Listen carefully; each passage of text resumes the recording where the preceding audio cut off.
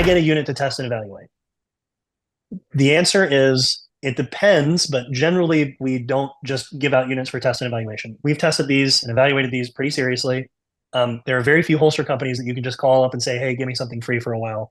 Um, if you are a department and you're looking for some very specific use case for what your department uses, yeah, we're happy to talk to you about it. If you're looking to buy 50 or 100 of a very special unit, yeah, of course we can talk about this. But in general, T&E stuff, you know, we're a business. We sell holsters. Yeah, you can always reach out, and we're really open to working with people. So that's how we do.